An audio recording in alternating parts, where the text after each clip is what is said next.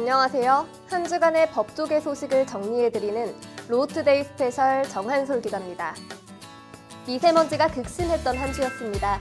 법조계도 한치 앞을 내다보기 힘들 정도로 복잡 다단한 일들이 많이 발생했는데요. 로우투데이 스페셜에서 실타래를 풀어보시죠.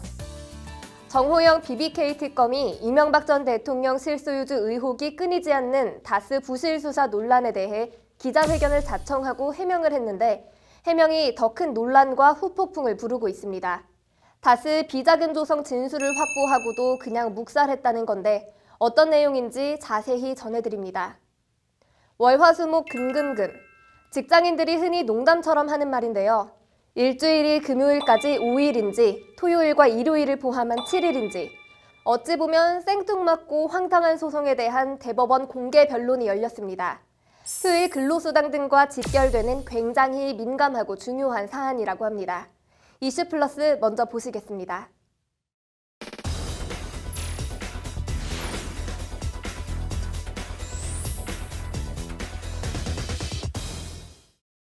네, 다스 부실 수사 논란을 둘러싼 정호영 전 BBK 특검의 해명 기자회견이 오히려 더 큰 논란과 후폭풍을 낳고 있습니다. 이슈플러스 이철규 기자 나와 있습니다.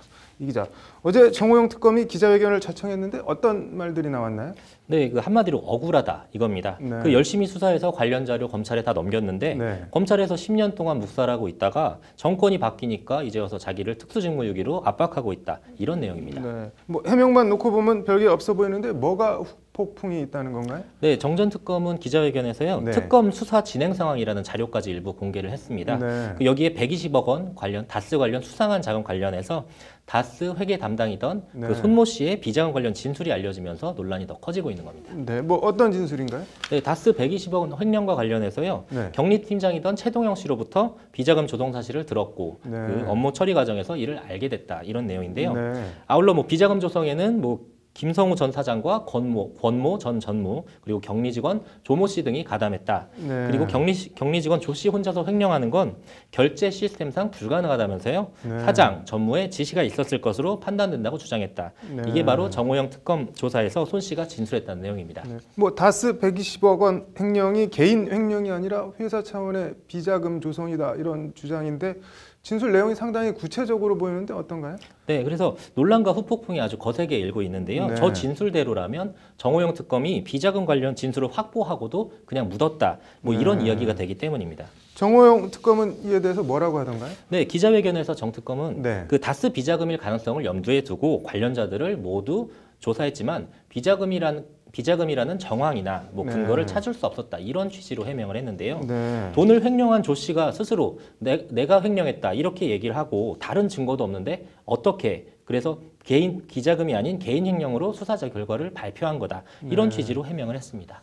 근데 당시 상황을 좀 달리 봐야 될 만한 뭐 어떤 변수가 또 나왔죠? 네, 특검 조사 당시부터 네. 그 다스 비자금 의혹을 제기했던 손 씨가 관련 내용을 처음 들었다고 말한 그 다스 경립팀장 최동영 씨가요. 네. 검찰 다스 특별수사팀에 나가면서 참고인 조사를 받으면서요. 네.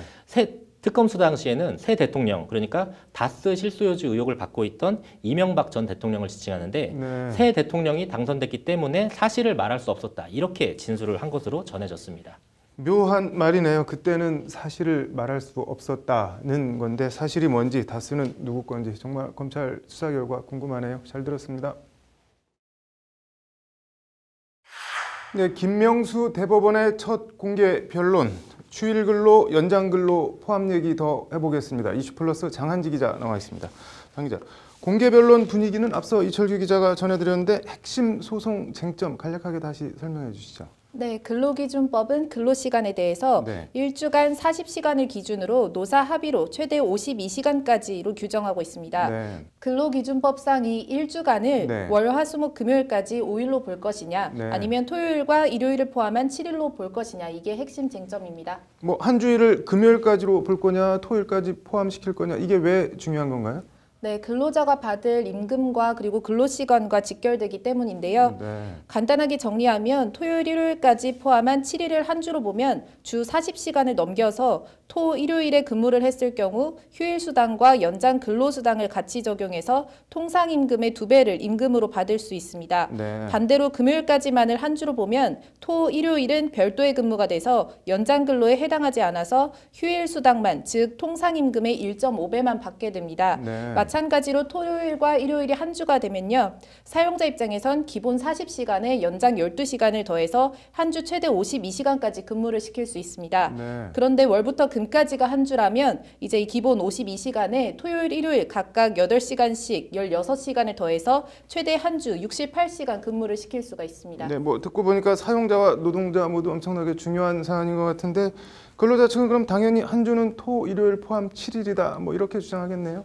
네, 환경미화원 측을 대리한 김건우 변호사는요. 네. 근로기준법에 나와 있는 한 주, 이걸 그냥 문자 그대로 해석하면 된다고 말했는데요. 네. 말 그대로 한 주는 월, 화, 수, 목, 금, 토, 일 이거지 네. 월, 화, 수, 목, 금이 한 주라는 주장은 말이 안 된다는 취지로 이제 관련 법률 해석에 기반해서 주장했습니다. 네, 피고 측 입장은 어떻게 되나요? 네, 피고 측에선 일주일이 7일이냐 5일이냐 프레임이 아니라 네. 이제 휴일 근로와 연장 근로는 개념과 성격이 다르다는 취지로 주장했는데요. 네. 근로기준법에서 정한 소정 근로시간은 평일 근무만 지칭하고 휴일 근무는 별도의 근무다. 그래서 네. 평일 근로에 적용되는 연장 근로수당은 이제 별도의 휴일 근로수당에 중복 적용할 수 없다는 취지로 주장했습니다. 네, 뭐 양측 주장이 팽팽한데 어제 노동계가 오늘 공개 변론 앞두고 대법원에 탄원서를 제출했죠. 네, 그렇습니다. 어제 한국노총이 대법원에 탄원서를 제출했는데요. 네. 초과 근로에 대한 정당한 보상은 근로시간 단축과 비정상적인 노동 행태를 개선하는 직접적인 해결책이라며 법원의 전향적인 판단을 촉구했습니다. 네. 직접 한번 들어보시죠. 네.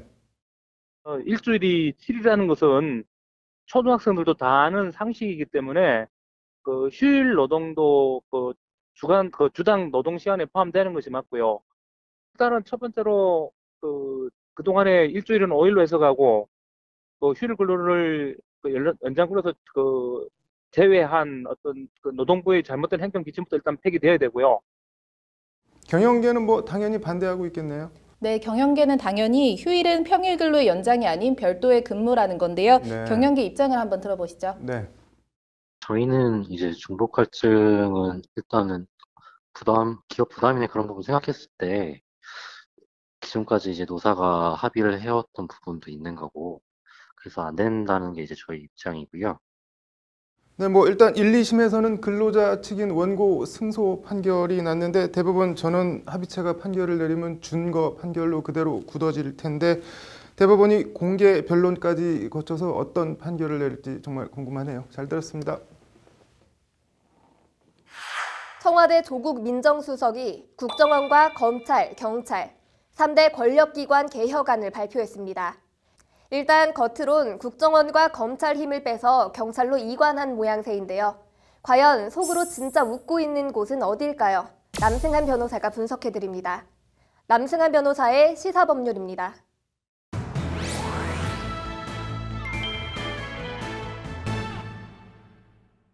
네, 조국 청와대 민정수석의 권력기관 개혁안 얘기 오늘 남승한 변호사의 시사법률에서 해보겠습니다.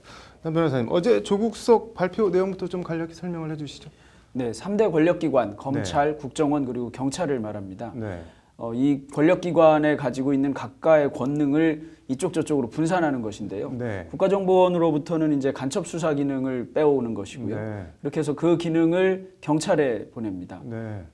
또 검찰이 가지고 있는 수사권 중에 수사 지휘권 상당 부분을 경찰로 넘깁니다. 그래서 경찰이 1차 수사권을 가지게 됩니다. 네. 검찰로서는 1차 수사권과 수사 지휘권의 상당 부분이 이제 경찰로 넘어가게 되는 그런 구조가 될 것 같습니다.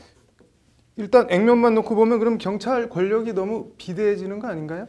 네, 경찰로 넘어가는 것이 상당히 많기 때문에 네. 그냥 현재 상황으로 보면 경찰의 그 구조나 인력이 상당히 비대해질 것으로 보입니다. 네. 이런 점 때문에 기본적으로는 뭐 좀 다시 경찰 조직에 대한 개편안에 대한 네. 내용도 포함되어 있습니다. 뭐 어떤 식으로 개편을 한다는 건가요?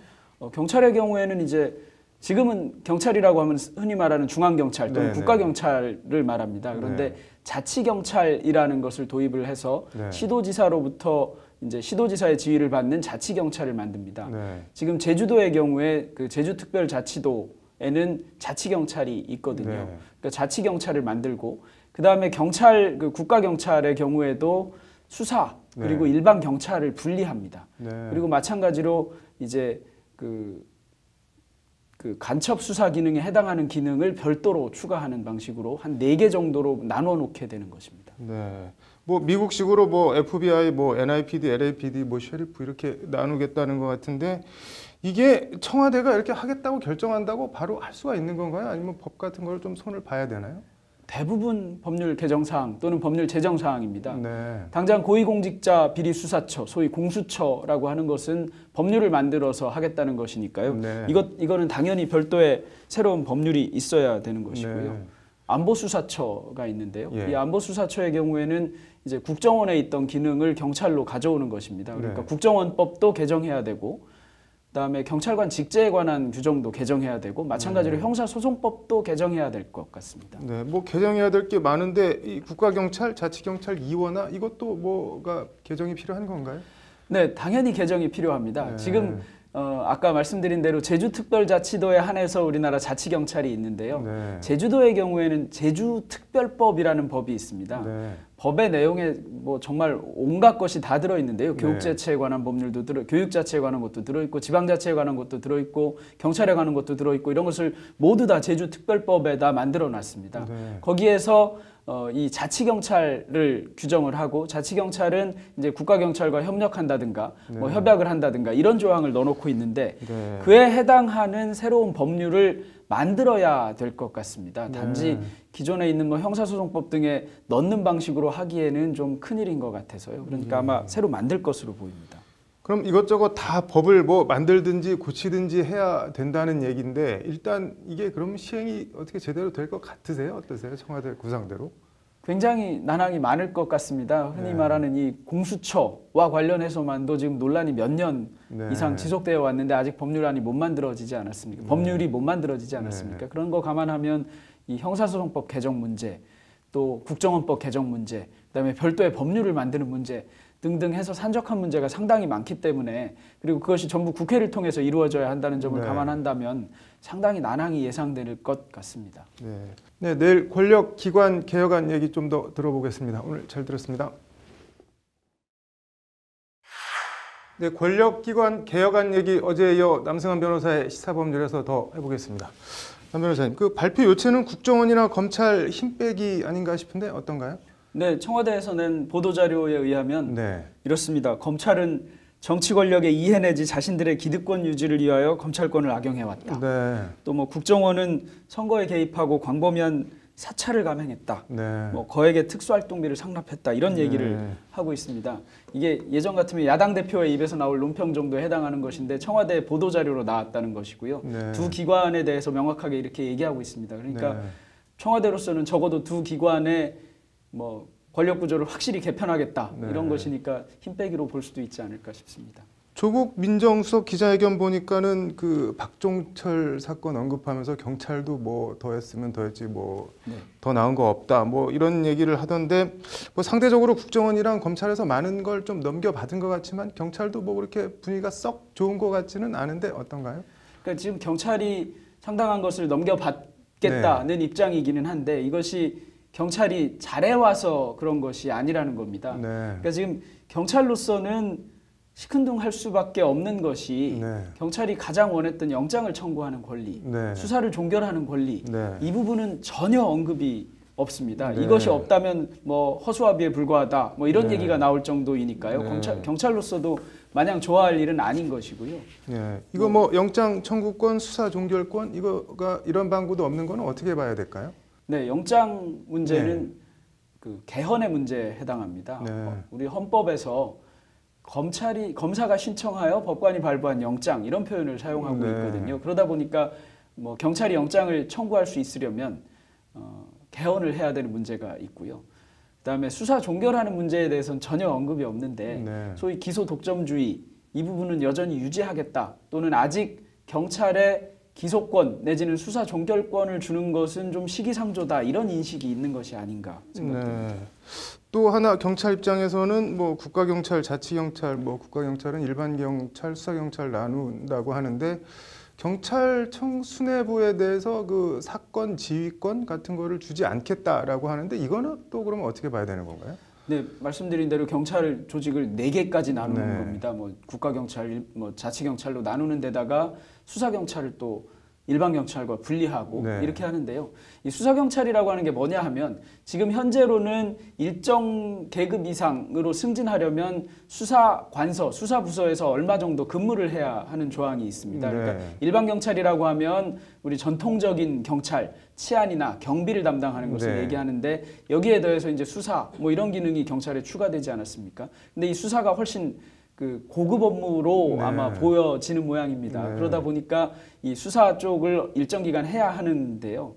그런데 이제 이 국가 경찰을 만들면서 수사본부를 만들고 이 수사본부장을 앉힐 때 뭐 일정한 경력 또는 자격을 가진 사람으로 앉히면서 뭐 단임제로 한다든가 이런 방식으로 해서 수사본부장이 인사를 하도록 하고 네. 이 수사본부장 또는 수사본부장의 지휘를 받는 일반 경찰에 대해서 경찰청장이 관여하지 못하도록 하는 네. 겁니다. 그렇게 되면 경찰청장의 인사권 같은 것이 굉장히 제한되게 될 테니까요. 네.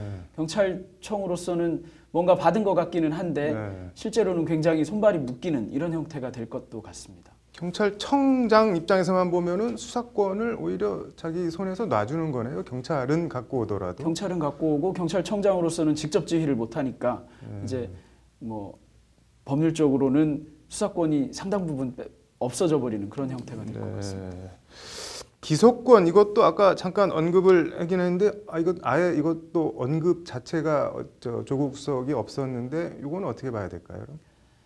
기소독점주의 하면 흔히 폐해 뭐 이런 네. 단어가 같이 붙습니다. 그래서 검사가 기소를 독점하는 것이 굉장히 폐해라고 인식이 되고 있는데요. 네. 그런데 그로부터 바로 나오는 결론이 그러면 어떤 다른 기관에 쓱 기소권을 줘도 되느냐 이런 결론 이런 네. 것은 아니라는 것입니다. 지금 네. 이제 공수처 같이 독립된 기관에 대해서는 기소권도 줄 가능성이 있어 보이는데 네. 경찰의 경우에는 아직 시기상조다 이런 인식이 있는 것 같거든요. 수사를 이제 상당 부분 수사권을 가져가는데 수사를 종결하는 권한까지 가져갈 경우에 네. 혹시 이것이 더 남용되지는 않을까에 대한 걱정이 있는 것 같습니다. 경찰로서는 기소권 또는 수사 종결권을 가져오려면 아직 신뢰를 훨씬 더 쌓아야 된다 이런 생각을 좀 해볼 수 있습니다.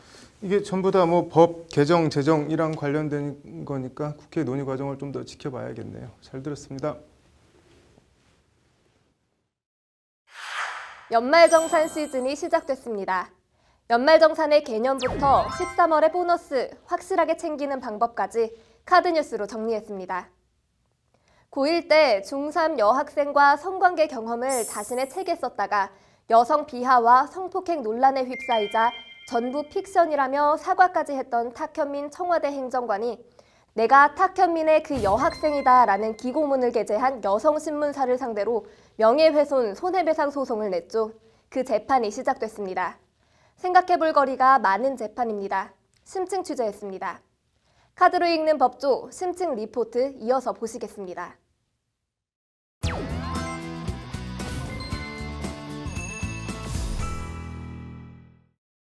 국세청 연말정산 서비스가 오늘부터 시작됐습니다. 13월의 보너스인가 세금 폭탄인가? 왜 누구는 돈을 돌려받고 누구는 뱉어내야 하는 걸까요? 연말정산, 궁금했지만 잘 몰랐던 얘기를 카드로 읽는 법조 장한지 기자가 전해드립니다. 우선 연말정산은 직장인만 하는 걸까요? 정답은 반은 맞고 반은 틀리답니다. 직장인들은 회사에서 월급을 받습니다. 이걸 근로소득이라고 합니다. 얼마를 받는지 과세당국에 빤히 들여다보이는 돈입니다. 직장인들의 월급 봉투를 유리지갑, 투명지갑이라고 부르는 이유입니다. 하지만 직장을 다니면서 투잡을 한다든지 부업을 한다든지 다른 개인 사업을 한다든지 기타 다른 수입이 있을 수 있습니다. 근로소득에 이런 기타 소득을 더하면 종합소득이 됩니다.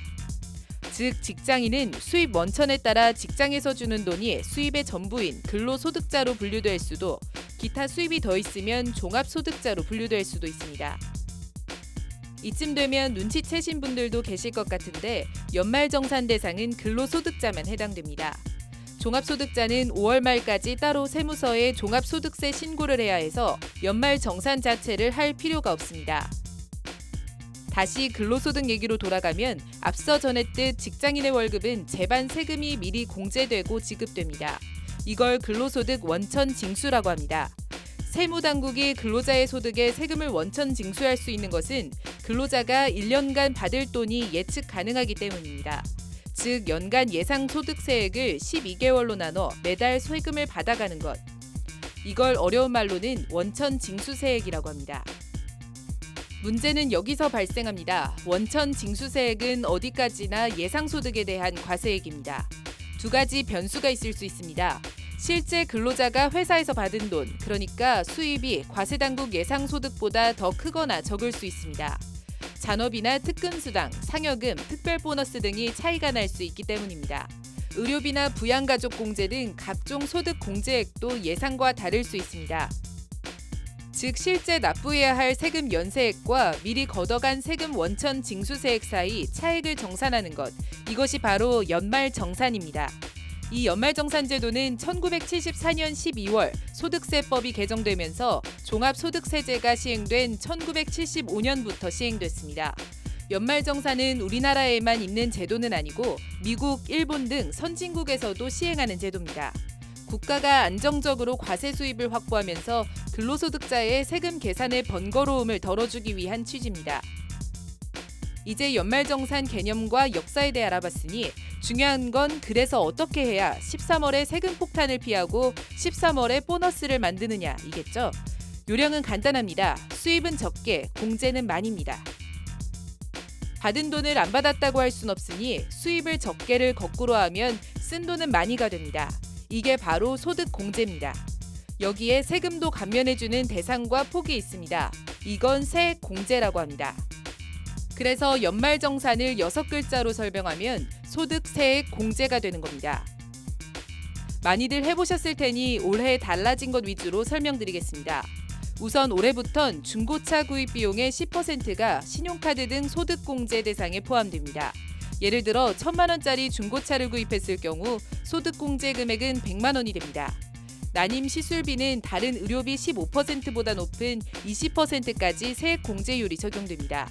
다만 간소화 서비스에선 따로 구분되지 않으므로 별도의 서류를 회사에 내야 합니다.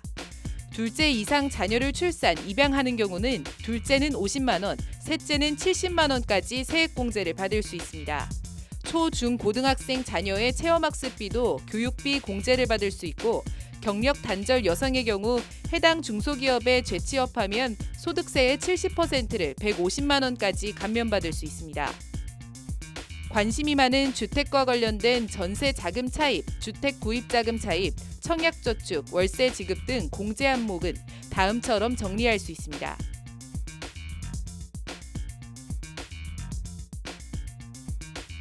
그 외 연말정산 간소화 서비스에 잡히지 않는 상세한 공제 요건 등은 국세청 홈페이지에 자세히 나와 있습니다.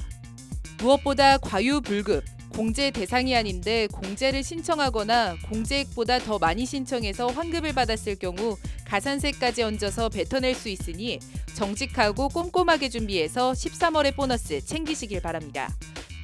법률방송 카드로 읽는 법조 장한지입니다. 고등학교 1학년 때 중학교 3학년 여학생과 성관계 경험을 자신의 책에서 묘사해 논란을 일으킨 탁현민 청와대 행정관. 탁현민 행정관이 이 논란과 관련해 여성신문사를 상대로 낸 명예훼손 손해배상 소송 첫 재판이 오늘 서울중앙지법에서 열렸습니다. 어떤 소송이고 양측의 입장은 어떤지 생각할 거리도 쟁점도 많은 재판이라고 하는데 장한지 기자의 심층 리포트 보시겠습니다. 탁현민 청와대 행정관이 지난 2007년에 쓴 말할수록 자유로워지다라는 책입니다.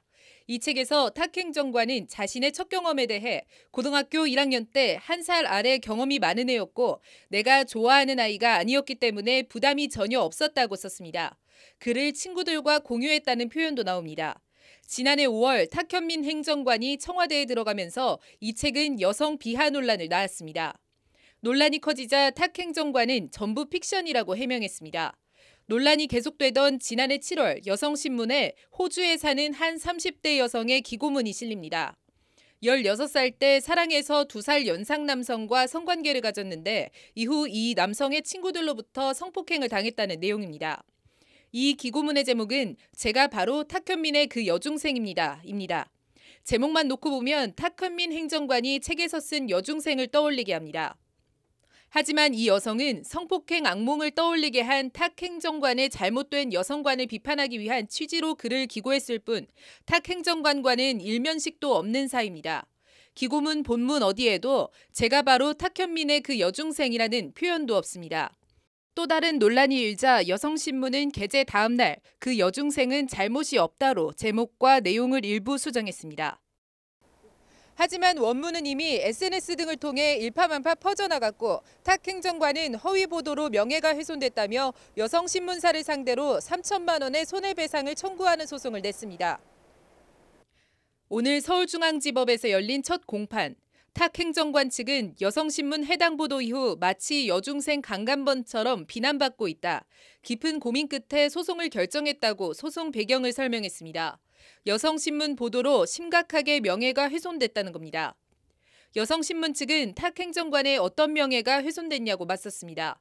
기고문을 읽어보면 탁 행정관의 그 여중생이 아님이 명백해 명예훼손에 해당하지 않는다는 논리입니다. 원고 주장하는 거는 허위 사실로 자신의 명예가 훼손됐다라고 하는데 기사 글에서 제목, 본문 중에서 뭐가 허위라는 건지. 내가 바로 탁현민의 그 여중생이다. 기고문 취지와 내용을 강조하기 위한 언론사의 제목 편집.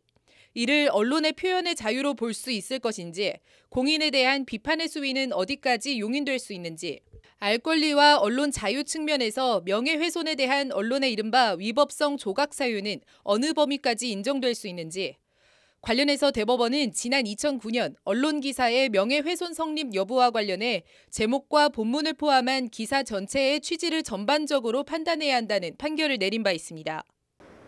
재판부는 다음 공판 준비 기일을 3월 13일로 넉넉하게 잡았습니다. 이 2달간 탁현민 행정관과 여성신문 측이 어떤 논리와 근거를 준비해 다시 맞붙을지, 법원은 궁극적으로 어떤 판단을 내릴지 궁금합니다. 법률방송 장한지입니다.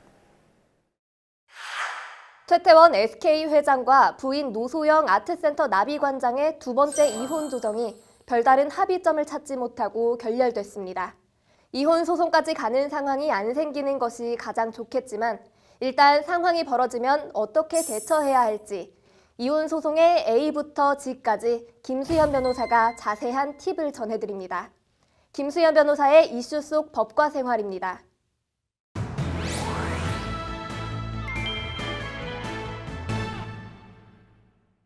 네, 남의 가정사 재밌거리로 얘기해보자는 건 아니고 김수현 변호사의 이슈 속 법과 생활. 오늘은 이런저런 이유들로 살면서 한 번쯤은 떠올려봤을 단어 이혼 얘기해보겠습니다. 변호사님, 어제 최태원 SK 회장과 노소영 아트센터 나비관장 두 사람의 이혼 조정 신청, 조정기일이 열렸다고 하는데 조정이 뭔가요? 네, 재판상 이혼을 제기하면 먼저 조정 절차를 거치게 되어 있는데요. 법정에서 이루어지는 재판 절차보다는 조정실이라는 공간에서 좀 더 자유로운 분위기 속에서 서로 당사자들의 얘기를 충분히 듣고 서로 양보할 거는 양보하면서 이혼을 마무리하는 절차를 말합니다. 네, 최태원 회장, 노소영 관장, 그럼 어제 법원에 나온 건가요? 네, 지난해 11월 열린 첫 조정기일에는 최태원 회장만 출석해서 별다른 진행 사항 없이 그대로 마무리가 됐는데요. 어제 열린 두 번째 조정기일에는 최태원 회장과 노소영 관장 두 사람 모두 다 출석해서 1시간가량 비공개로 조정 절차가 진행됐다고 합니다. 그런데 이 조정 절차에서 합의된 바는 없어서 다음 달에 3차 조정기일이 열릴 예정이라고 합니다. 그런데 두 사람 어떻게 해서 이혼 소송까지 가게 된 건가요? 네, 두 사람은 1988년에 만나서 결혼을 하게 되었고 슬하 1남 1녀를 두고 있는데요. 이미 상당 기간 오래전부터 별거에 들어갔다고 합니다. 이 두 사람의 불화는 최 회장이 스스로 2015년 12월에 한 언론사에 편지를 보내면서 알려지게 되었는데요. 이 편지에서 최 회장은 자신에게 혼외자가 있다는 사실과 노소영 관장과 이혼을 하기 원한다는 의사를 밝혔다고 합니다. 그래서 최 회장은 2017년 7월에 법원에 이혼 조정 신청을 했다고 합니다. 결혼한 당사자가 나 다른 사람 있다, 이혼하고 저 사람이랑 살래, 이런 식의 이혼 청구가 가능한 건가요, 그런데? 네, 그거는 바람핀 사람이 배우자에게 이혼 청구를 하는 셈인데요. 네. 대법원은 그렇게 혼인생활 파탄에 주된 책임이 있는 배우자, 즉 유책 배우자라고 하는데 네. 유책 배우자는 원칙적으로 이혼 청구를 할 수 없다는 입장입니다. 네. 다만 예외적으로 상대방도 혼인을 지속할 의사가 없음이 객관적으로 명백함에도 불구하고 단순히 오기나 보복의 감정에서 이혼 청구에 불응하고 있다는 점이 입증이 되면 예외적으로 그 이혼 청구를 받아들여지고 있습니다. 네. 그러면 현재는 뭐 최태원 회장이 아무리 원해도 노소영 관장이 이혼 못 해주겠다 하면은 이혼이 안 되는 상태인 건가요, 지금? 네, 협의 이혼이나 재판상 이혼 절차에서 조정을 통해서 네. 이혼이 성립되지 않는 이상 정식 재판에서 이제 판결을 받는 방법밖에 없는데요. 네. 아무래도 정식 재판에서는 유책 배우자가 원칙적으로 이혼 청구를 할 수 없기 때문에 최태원 회장이 굉장히 불리한 입장에서 시작을 하게 됩니다. 다만 알려지지 않은, 저희가 아직 모르는 그 두 사람만의 다른 결혼 생활을 사정이 네. 있을 수도 있고, 또 법원이 예외적으로 아까 말씀드린 것처럼 네. 노소영 관장이 오기나 단순히 보복적 감정에서 불응하고 있다는 것이다라는 네. 점을 인정해서 예외적으로 인정이 될 수도 있을 것 같습니다. 네. 그러면 가장 궁금한 게 이렇게 판결을 통해서 이혼하게 되면 재산 분할이라고 하잖아요. 이거는 어떻게 되는 건가요? 뭐 SK그룹이 뭐 두 쪽으로 쪼개질 수도 있는 건가요? 어떤가요?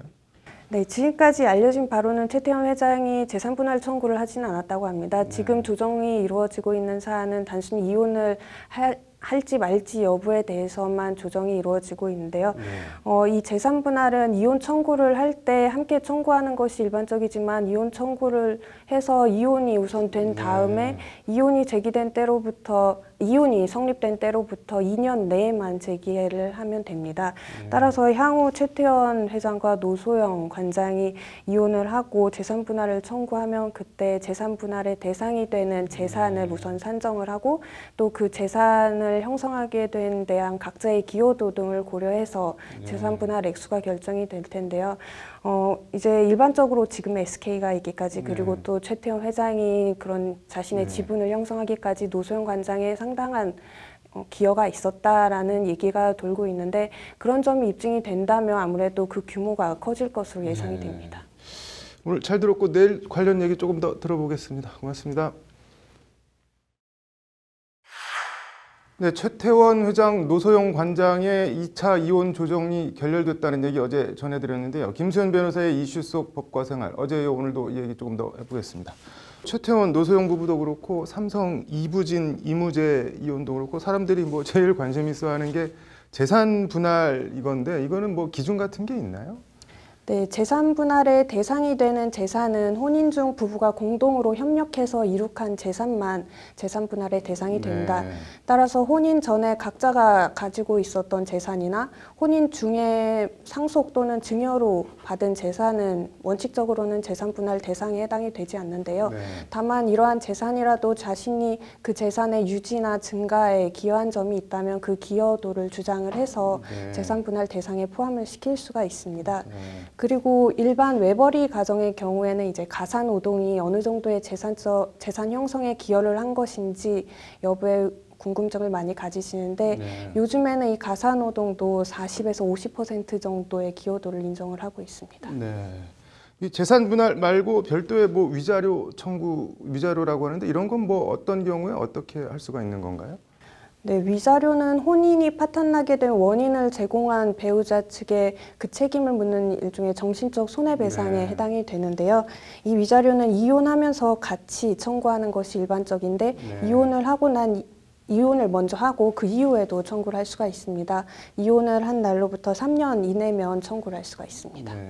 뭐 지금은 간통죄가 폐지가 됐는데 이른바 바람 폈다고 하잖아요. 그럼 그 상대방에 대해서는 간통죄가 폐지된 상태에서 뭐 취할 조치 같은 게 있나요? 네, 배우자가 바람을 폈으면 그 내연남이나 내연녀에게 정신적 손해배상을 청구할 수 있는데 이 정신적 손해배상은 배우자와 이혼을 하지 않은 경우에도 청구를 할 수가 있습니다. 친권, 양육권 이런 거는 뭐 어떤 기준으로 누가 가져가게 되는 건가요? 이거는 부부가 합의하거나 법원이 정해주는데 법원은 자녀의 복지를 최우선적으로 고려해서 누가 어느 정도의 경제적 능력을 갖고 있는지 누가 자녀와 더 친밀한지 등을 종합적으로 고려해서 결정을 합니다. 근데 보통 일반적으로 양육을 할 때 친권자와 양육권자가 다르면 양육을 할 때 좀 어려운 상황이 있을 수가 있어서 법원은 일반적으로 양육권자와 친권자를 동일한 자로 지정을 하는 경우가 일반적입니다. 뭐 이런 거를 알고 있어야 되는지는 모르겠지만 아무튼 뭐 이혼을 결심을 했다면은 꼭 알아둬야 되는 게 있다면 뭐가 있을까요? 협의 이혼이 안 된 경우라면 결국에는 재판상 이혼을 청구할 수밖에 없는데 재판에서 자기에게 유리한 방향으로 진행되기를 원한다면 결국 증거가 중요합니다. 그래서 상대방이 평소 폭언이나 폭행을 했던 자라면 어떤 녹음 자료라든지 병원에서 진단서를 마련해 두는 것이 좋고요. 또 바람을 폈다면 사진이나 문자 메시지 등을 확보해 두는 것이 좋습니다. 그리고 이혼 청구를 하면서 재산분할 청구나 위자료 청구를 같이 함께 청구할 것이라면 그 대상이 되는 재산을 미리 정확하게 파악을 해서 상대방이 그 재산을 처분할 수 없도록 가압류나 가처분 신청을 함께 해두는 것이 좋습니다. 뭐 해도 후회 안 해도 후회 뭐 결혼을 두고 이런 말을 하긴 하는데 어쨌든 뭐 이왕에 했으면은 재밌게들 사셨으면 좋겠네요. 잘 들었습니다. 산업용 전기에는 적용 안 하고 일반 가정에만 전기요금 누진제를 적용하는 건 부당하다며 소비자들이 한전을 상대로 낸 부당이득 반환 청구 소송. 항소심에서도 원고 패소 판결이 나왔습니다. 소위 전기세 문제는 위헌 법률 심판도 제기된 상태인데요. 전기요금 체계 어떻게 돼 있는지, 다른 나라들은 어떤지 점검해봤습니다. MB의 성골집사로 불린다는 김희중 전 청와대 제1부속실장은 지난주 법조계 안팎에서 최고의 관심을 모은 인물이었습니다. 이명박 전 대통령이 검찰의 국정원 특활비 수사에 대해 직접 성명을 발표하고 노무현 전 대통령의 죽음을 거론하며 자신을 겨냥한 정치보복, 짜맞추기 수사라고 비난하자 문재인 대통령은 분노를 금할 수 없다고 밝혀 전현 정권이 정면 충돌하는 양상까지 빚어지고 있는데요. 김희중 전 부속실장이 검찰에서 MB 관련 결정적 진술을 한 것으로 알려지면서 그 배경에 대한 궁금증과 향후 파장에 대한 관심이 증폭되고 있습니다. 유죄 협상, 피의자가 혐의를 인정하는 조건으로 수사에 협조하는 것, 플리바게닝에 대해 취재했습니다. 로 인사이드입니다.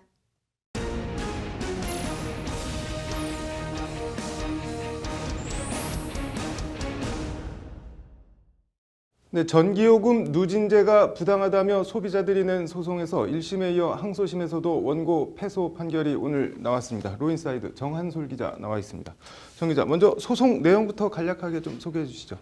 네, 현행 전기요금은 사용량의 일정 부분 증가할 때마다 누진율을 적용해서 요금을 차등 부과하고 있습니다. 그러니까 쉽게 말해서 100kW를 쓸 때 100원이 나온다면 1000kW를 쓸 때 1000원이 나오는 게 아니라 2000원, 3000원 이런 식으로 10배 이상 부과될 수도 있습니다. 산업용 전기에는 이런 누진세가 적용되지 않는데 가정용 전기에만 누진세를 부과하고 있습니다. 그런데 이게 고객에게 부당하게 불리한 약관에 해당해서 약관규제법을 어겼다. 그러니 더 걷어간 전기요금을 돌려달라 이런 소송입니다. 법원 판결 내용이 어떻게 되나요? 네, 항소심 재판부인 서울중앙지법 민사항소 4부는 오늘 원고 패소로 판결했습니다. 원고들이 제출한 증거들만으로는 주택용 전기요금 약관이 약관규제법상 공정성을 잃을 정도로 무효 사유에 해당한다고 보기 어렵다는 것이 재판부 판단입니다. 네, 뭐 현행 전기요금 누진제가 정확하게 어떻게 돼 있나요? 네, 가정용 전기요금 누진제의 역사적 배경을 보면 지난 1972년에 5.1 파동을 겪으면서 전기 사용을 억제하기 위한 목적으로 도입이 됐습니다. 자, 6개 구간별로 최대 11배 이상의 누진율이 적용이 됐는데요. 지난 2016년 12월에 누진제를 개편했습니다. 3개 구간으로 누진율 구간을 줄이고요. 또 최대 3배로 누진율 차이도 줄였습니다.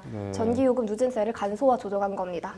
뭐 그래도 소비자 반발이 여전한 것 같은데 어떤가요? 네, 이것 때문에 지난 2016년 전기요금 누진제를 규정한 전기사업법 제16조가 위헌이라며 위헌 심판까지 헌재에 제기된 상태인데요.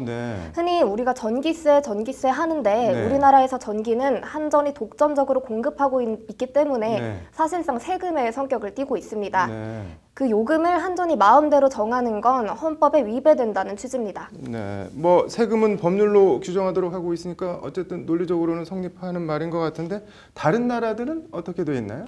네, 해외에도 누진율이 있기는 한데요. 네. 우리나라만큼 누진율 차이가 심하지는 않습니다. 네. 네, 일본 같은 경우에는 누진율 구간이 3개에 1.4배의 누진율 네. 차이가 있고요. 미국 같은 경우는 2개 구간에 1.1배 차이로 심하지 않습니다. 네, 뭐 거의 차이가 없네요. 현재 판결이 어떻게 나올지 궁금하네요. 잘 들었습니다. 두 번의 배신과 한 번의 반격, 이명박 전 대통령과 검찰에서 이 전 대통령을 곤혹스럽게 하고 있는 진술을 하고 있는 것으로 알려진 김희중 전 대통령 제1부속실장의 관계를 표현하는 말이라고 하는데요. 오늘 로인사이드 플리바게닝 이야기와 같이 해보도록 하겠습니다. 석대성 기자 나와 있습니다. 어서 오십시오. 네, 먼저 김희중 전 실장이 어떤 진술을 했기에 이 전 대통령이 곤혹스럽다는 건가요? 이명박 전 대통령은 그 국정원 특활비 관련해서 지금까지 일체 모른다고 주장을 해왔었는데요. 예. 그 김희중 전 실장이 검찰 조사에서 이 전 대통령도 알고 있다 이렇게 진술을 합니다. 그러니까 국정원 특활비로 10만 달러를 환전해서 김윤옥 여사 측에 전달을 했고 예. 이게 방미기관에 이걸로 이제 김윤옥 여사가 이거를 명품 구입에 사용했다 이렇게 이런 진술을 이제 검찰에 했습니다. 그렇군요. 국정원 자금 수수 사실은 물론이고 이 용처까지 밝혔다는 건데 김 전 실장이 이런 걸 알 수 있는 위치에 있었던 건가요? 그 김 전 실장의 직위와 그 이명박 전 대통령과의 관계부터 이제 봐야 하는데 그 김 전 실장은 이명박 정부에서 청와대 제1부속실장을 지냈습니다. 예. 제1부속실장은 이제 대통령 집무실 바로 옆에서 대통령 일정과 이제 면담 등을 조정을 하고 나아가서는 개인적인 일까지 보좌를 합니다. 그렇군요. 이른바 뭐 핵심 문고리 권력이라고 할 수 있겠네요. 그렇습니다. 흔히 이제 김백준 전 총무기획관을 MB 집사라고 부르는데 그 김희중 전 실장은 나아가서 집사 중의 집사, 성골 집사 이렇게 불립니다. 예. 그 이 전 대통령의 책사이자 MB의 핵심 인물이었던 정두원 전 의원은 그 김 전 실장을 보고 사실상 MB보다 더 MB의 일수일투족을 더 잘하는 그런 MB의 분신이다 이렇게 예. 평가를 했습니다. 그렇군요. 말이 좀 재밌습니다. 성골 집사라는 표현을 했는데 이 김 전 실장 MB와는 인연이 어떻게 됩니까? 그 1997년 이명박 전 대통령이 초선 의원이던 시절부터 함께 했는데 예. 이 전 대통령이 이제 서울시장 시절에는 수행비서도 지냈습니다. 그 청와대 입성해서는 제1부속실장을 지냈고 그렇게 계속 지근거리에서 보좌를 했으니까 네. 성골 집사라는 말을 해도 과언이 아닌 겁니다. 그렇군요. 그 정도 관계에 있는 사람이 이 검찰 조사에서 순순히 이렇게 진술을 하는 것 어떻게 봐야 될까요? 이유가 있을까요? 예, 그 부분이 앞서 말씀하신 그 두 번의 배신과 한 번의 반격 스토리인데 예. 그 김 전 실장이 이제 이명박 정부 때인 지난 2012년 이른바 이제 저축은행 사태 때 그 솔로몬 임석 회장으로부터 억대의 금품을 받은 혐의로 징역 1년 3개월의 선고를 받습니다. 예. 그래서 제1부속실장직을 그만두고 이제 형을 살게 되는데 네. 김 전 실장은 이제 이 전 대통령의 사면을 기대하고 항소마저 포기를 했습니다. 이 항소를 하면은 이제 사면 대상이 안 되기 때문인데요. 예. 근데 이제 역시 이제 그 비리로 징역형을 받은 MB의 측근 최시중 전 방통위원장과 김효재 전 정무수석 등은 그 이명박 정부 마지막 특별 사면으로 풀려났는데 네.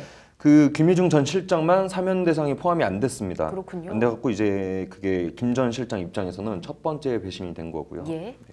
그렇다면 두 번째 배신은 무엇인가요? 두 번째는 이제 김 전 실장이 수감돼 있는 동안 그 두 아이와 이제 생활고를 겪던 김 전 실장의 부인이 네. 그 김 전 실장 출소를 한 달 앞두고 이제 스스로 목숨을 끊습니다. 아, 그렇군요. 그렇습니다. 그래갖고 김 전 실장이 이제 일시 석방돼서 빈소를 지켰는데 예. 이때 이제 이명박 전 대통령은 빈소에 오지도 않고 조화도 보냈지 않았다고 합니다. 그렇군요. 이게 두 번째 결정적인 배신이고요. 그 결과가 이제 지금의 김 전 실장 검찰 진술로 이어지고 있다는 게 그 두 사람과의 관계를 아는 사람들의 얘기입니다. 예, 일단 이 스토리는 알겠습니다. 근데 이 이야기가 사전 형량 협상제도 뭐 또는 유죄 협상제도라고도 하는데 플리바게닝과는 또 어떤 연관이 있습니까? 그 검찰은 이명박 정부 청와대 특활비 관련해서 김백준 전 총무기획관과 김진모 전 민정 2비서관을 그 영장을 청구해서 구속을 했는데 예. 같이 조사했던 김 전 실장에 대해서는 영장 청구를 하지 않았습니다. 이 때문에 이제 플리바게닝 얘기가 나오고 있는 건데요. 네. 관련 사실을 적극적으로 이제 진술하는 대가로 구속을 면하게 해주고 구형에서도 형량을 참작하기로 이른바 딜을 한 거 아니냐 이런 얘기가 나오고 있습니다. 그렇군요. 플리바게닝 우리나라는 뭐 공식적으로 도입된 제도는 아니지 않습니까? 그렇습니다. 근데 경찰에서는 이제 암묵적으로 이 플리바게닝이 이루어지고 있다는 게 이제 뭐 공공연한 비밀이고 그렇군요. 비밀 아닌 비밀인데요. 네. 이 최순실 씨 조카 장시호 씨 사례가 대표적입니다. 그렇죠. 근데 이제 검찰이 장 씨에 대해서 징역 1년 6개월을 구형을 했는데 네. 법원이 징역 2년 6개월을 선고를 하고 법정 구속을 했습니다. 네. 그래서 검찰로서는 상당히 이제 머쓱해진 상황이기도 합니다. 그렇군요. 근데 이렇게 공공연하게 이루어지고 있다면 암묵적으로 할 게 아니라 뭔가 공론화를 하는 게 더 낫지 않나요? 그래서 이제 법원의 사전 허가를 전제로 이른바 이제 별건 사건이 아닌 해당 사건에 대해서만 뭐 이제 제한적으로 이제 도입을 하자 이런 의견도 나오고 있는데요. 네. 검찰의 먼지털이식 별건 수사가 더 심해질 것이라는 반론도 만만치 않습니다. 네, 아무튼 검찰의 이명박 전 대통령에 대한 수사 앞으로 어떤 방식으로 칼을 뽑게 될지 좀 기다려봐야 할 것 같습니다. 오늘 잘 들었습니다. 7년 전 여고생 때 당한 집단 성폭행. 피해자는 충격으로 가해자의 얼굴도 이름도 기억하지 못하지만 끈질긴 수사로 전국에 흩어져 살던 범인 6명을 검거한 경찰이 있습니다. 직접 만나서 이야기를 들어봤습니다. 비행기 안에서 꼼짝도 못하고 14시간을 기다렸는데 결항 통보. 그래놓고는 10만 원 보상할 테니 일체 민형사 이의 제기 안 하는 것이 조건이다. 오만 불손하기 그지없는 항공사의 태도에 화가 치솟지만 어떻게 할 수도 없었던 경험들 있으시죠? 항공 소비자들의 울화를 해결해보겠다며 나선 항공 전문 변호사 김지혜 변호사를 만나봤습니다. 법률방송이 만난 사람들 로우투데이 인터뷰입니다. 지난 2011년 전남 장흥의 한 마을에서 여고 2학년생이 끔찍한 집단 성폭행을 당했습니다. 증인도 증거도 없는 사건. 사건 발생 7년 만에 끈질긴 수사로 전국에 흩어져 살던 범인 6명을 잡아낸 경찰이 있습니다. 서울 도봉경찰서 여성청소년 수사팀 이동현 경위가 그 주인공인데요. 정한솔 기자가 이동현 경위를 만나 얘기를 들어봤습니다. 서울 도봉경찰서 여성청소년 수사 4팀. 지난 2016년 12월 앳돼 보이는 여성이 쭈뼛거리며 수사팀 사무실로 들어왔습니다. 집단 성폭력 피해 사실을 신고하기 위해 찾아온 23살 김모양입니다. 해바라기 센터라고 여성 성폭력 피해자들이 통상 1366이라든가 그런 전화 통해 가지고서 이제 상담을 하다가 이제 저희한테 이제 전화 연결이 된 건데요. 바로 경찰서 방문을 요청을 한 거죠. 사건은 7년 전으로 거슬러 올라갑니다. 당시 고등학교 2학년이던 김양은 같은 반 친구가 놀러 가자고 해서 따라갔다가 끔찍한 일을 당했습니다. 모르는 오빠들 6명으로부터 집단 성폭행을 당한 겁니다. 이제 처음 만난 자리고 하다 보니까 선배들이고 이제 좀 강압적인 분위기에서 술을 마시고 취하게 된 거죠. 이제 이런 성폭행 범행. 극심한 충격과 수치심에 가족들한테도 털어놓지 못했던 비밀. 김양은 그러나 정신과 치료를 받던 의사의 설득과 권유로 경찰 신고를 결심합니다. 그 치료받는 과정에서 이제 원인된 게 그 우울증이라든가 이렇게 먼저 자해하고 이런 내용이 성폭행으로 인해서 이제 시작이 된 게 이제 상담 과정에서 나왔던 것 같아요. 그러니까 의사 선생님은 어렵사리 찾아간 경찰서. 그러나 사건 발생 관할 등을 이유로 신고는 2번이나 반려됐고 우여곡절 끝에 사건은 이동현 경위팀으로 왔습니다. 신고 당시 김양은 자신을 오빠들한테 데려갔던 반 친구가 누군지 기억도 못할 정도로 여전히 극심한 정신적 충격에서 벗어나지 못한 상태였습니다. 일단은 피해자가 기억하는 게 1차적으로 그 현장에 있던 7명에 대해서는 전혀 기억을 못하고 그중에 피해자 진술만 있고 이를 뒷받침할 증인도 어떠한 물증도 없는 이른바 그림자 사건. 이동현 경위팀이 택한 수사 방법은 무식해 보이지만 일단 부딪히자였습니다. 일단 김양의 고등학교 반 친구 수십여 명을 한 명씩 다 접촉했고 첫 단서가 잡혔습니다. 김양을 오빠들한테 데려간 친구가 확인된 겁니다. 같은 반 친구 여자 일행이 있었다는 내용을 갖다가 듣고 그 친구부터 수소문해서 개별적으로 다 집요한 노력과 발품을 판 끝에 결국 광주로, 부산으로, 경기도로 전국 각지에 뿔뿔이 흩어져 살던 6명의 피의자를 특정했습니다. 하나하나 만나 조사했지만 이들은 당연히 모두 혐의를 전면 부인했습니다. 시간도 오래 경과됐고 그때 당시 피해자 성폭행한 내용에 대해서 다 부인을 합니다. 그런 사실은 있지도 않다. 이거는 어떻게 보면은 피해자가 미친 거 아니냐. 김양 진술을 뒷받침할 어떤 증거도 없는 상황. 그래도 이동현 경위팀은 포기하지 않고 김양의 고등학교 친구 등 밑바닥부터 다시 훑기 시작했고 마침내 다시 사건 해결의 실마리를 찾아냅니다. 지금 그 피의자 중 한 명이 그때 당시 사귀었던 여자 친구가 한 명 있는데 그 여자 친구를 통해서 그때 당시 피해자가 성폭행 당했다는 진술을 참고인 진술 등을 확보, 퍼즐을 맞춘 이동현 경위팀은 성폭행이 있었고 현장에 있었다는 자백을 받아내 가해자들을 모두 재판에 넘겼습니다. 통상 등산복의 파카가 경찰 작업복인 이동현 경위가 오늘은 말쑥한 양복을 입고 나타났습니다. 김양 사건 해결 공로를 인정받아 여성 변호사회로부터 동료 팀원들과 함께 여성 아동 인권상 수상자로 선정된 겁니다. 사회적 약자를 보호한다는 취지에서 저희는 기본적인 업무를 했을 뿐인데 또 이렇게 영광스러운 수상을 하게 돼서 굉장히 감사합니다. 사실 이동현 경위는 단순히 김양 사건을 해결했다고 여성 아동 인권상을 받은 게 아닙니다. 그동안 성폭행 등 이런저런 여성 청소년 범죄 해결에 노력해왔고 김양도 우연히 이동현 경위를 찾아온 게 아니라 해바라기 센터에 소개로 오게 된 겁니다. 집에 자식이 많고 식구가 많으셔서 그런지 인자하시고 사무실에서도 참 가족같이 잘해주시고 사건 처리할 때도 되게 성폭력 등 여성 청소년 상대 범죄는 반드시 근절해야 할 악이라는 이동현 경위. 범인은 반드시 잡힌다는 게 이동현 경위의 좌우명입니다. 법률방송 정한솔입니다. 네, 모처럼의 해외여행, 항공편이 지연된다는 말뿐 제대로 설명도 듣지 못하고 공항에서 몇 시간씩 기다렸는데 결항, 이래버리면 정말 화가 많이 날 텐데요. 거대 항공사를 상대로 어떻게 하기도 힘들고 그냥 체념하는 경우가 많은데 이럴 때 찾아갈 수 있는 사람이 있다고 합니다. 변호사업계에서 항공 전문 변호사로 꼽히는 김지혜 변호사를 이철규 기자가 만나 항공사의 지연과 결항에 대처하는 노하우를 들어봤습니다. 지난해 12월 23일 인천공항에서 일본 도쿄 나리타 공항으로 출발하려던 이스타항공 GE605편 기내입니다. 운항이 지연돼 비행기 안에서 기다리던 승객들이 거칠게 항의하지만 책임 있는 답변을 하는 승무원이 없습니다. 일단 이거에 대해서 어떻게 보상이 이루어질지는 원래는 없는 거지만 저희가 확인을 해보고 승객들은 무려 10시간 넘게 비행기 안에서 꼼짝도 못하고 기다렸지만 결국 항공사 측은 결항을 통보했습니다. 모처럼 만에 크리스마스 외유를 망친 대가로 항공사가 제시한 건 달랑 위로금 10만 원. 그것도 민 형사상 어떤 이의도 제기하지 않겠다는 단서가 걸린 위로금이었습니다. 기상 악화 등을 이유로 한 항공기 지연 운항이나 결항은 사실 비일비재한 일입니다. 승객 입장에선 속이 터지고 열불이 나도 거대 항공사를 상대로 법적으로 딱히 뭘 해보기도 그런 게 불편하지만 또 사실입니다.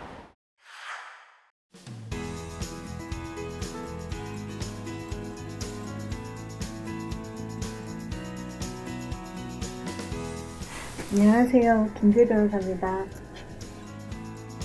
서글서글한 용모에 단정한 단발머리, 올해 변호사 3년차인 김지혜 변호사입니다. 신참에 속하지만 김지혜 변호사는 사실 업계에서 항공 전문 변호사로 꽤 유명합니다. 포털 검색창에 항공 전문 변호사라는 단어만 검색해도 김지혜 변호사의 이름이 나올 정도입니다. 김 변호사는 이스타항공 결항, 관련 피해 승객들이 낸 소송을 대리하고 있습니다. 이외에도 여러 건의 항공 소비자 피해 관련 소송 대리 사건이 법원에 계류 중이거나 조정 중입니다. 우선 처음에는 그러니까 항공기 지연 결항 사건에 관심을 많이 갖게 됐고요. 근데 제가 최근에 항공 소비자들을 이제 대리해서 진행한 건수가 이제 많이 좀 쌓이다 보니까 이렇게 항공 전문 변호사로. 김지혜 변호사는 법대를 나오지도 원래 변호사를 생각해 본 적도 없습니다. 대학에서 여성학을 전공했고 시민단체와 연구기관에서 일한 경력에 NGO 단체 출신입니다. 변호사가 되어야겠다고 생각한 이유는 딱 하나, 힘을 가져야겠다는 것이었습니다.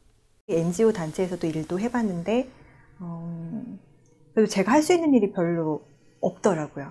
내가 억울한 일을 당했을 때 내가 이렇게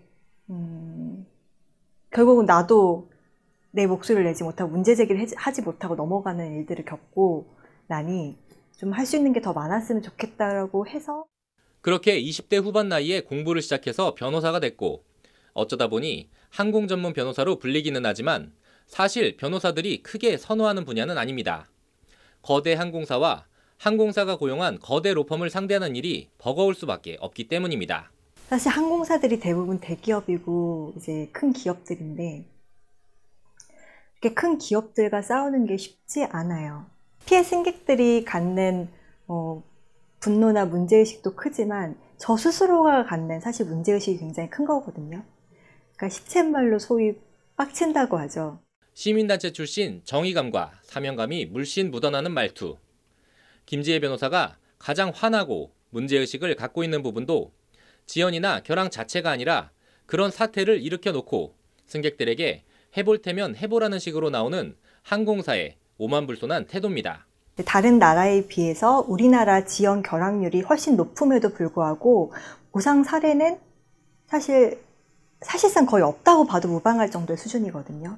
자신들은 보상 의무가 없다. 항공사 관련 소송을 여러 건 맡다 보니 이제 노하우도 생겼습니다. 항공기 지연이나 결항, 이런저런 불합리한 처우에 대처하는 자세, 김지혜 변호사의 조언을 들어봤습니다. 항공사 측에서 설명하던 지연 사유라든지 항공사의 대처를 녹음이라든지 녹화를 해놓으면 그게 나중에 사실은 어떤 분쟁 절차, 소송을 가든 그 전 단계를 가든 굉장히 큰 힘이 되거든요. 하지만 일일이 소송으로 대처하는 건 한계가 있고 근본적인 해결책이 못 된다는 게 김지혜 변호사의 생각입니다. 김 변호사가 관련 법제도 정비와 함께 항공사 운송규약상의 소비자 보상 규정 강화 등을 강조한 이유입니다. 한국은 이런 제도적 기본이 사실상 없다는 겁니다. 유럽연합에 적용되는 이제 규정이 마련이 되어 있거든요. 그러니까 운항 시간과 지연 사유, 결항 사유, 그다음 운항 거리들을 고려를 해서 적정한 보상액들을 이제 정해둔 이제 규정이 있고. 김 변호사는 툭하면 기체 정비를 지연이나 결항 사유로 전가의 보도처럼 내세우는 항공사들에 대해 더 엄중한 책임을 물어야 한다고 목소리를 높였습니다. 안전운항 의무를 위반한 점을 문제를 삼고 그로 인해서 항공사에 더 중한 책임이 인정돼야 된다고 저희가 주장을 하는 거거든요. 좀 더 충분한 정비 인력을 두고 미리 기체 정비 점검을 좀 더 충실히 해서 이런 뒤늦은 기체 정비 점검으로 인한 지연율을 줄이는 쪽에 더 상식과 원칙, 법률을 무기로 을을 대리해 갑을 상대하는 김지혜 변호사의 법정 드라마는 오늘도 계속됩니다. 법률방송 이철규입니다. 이번 주 로우투데이 스페셜은 여기까지입니다. 주변에 감기 환자들 많으시죠? 날씨가 조금 풀리니 또 미세먼지가 기승인데요.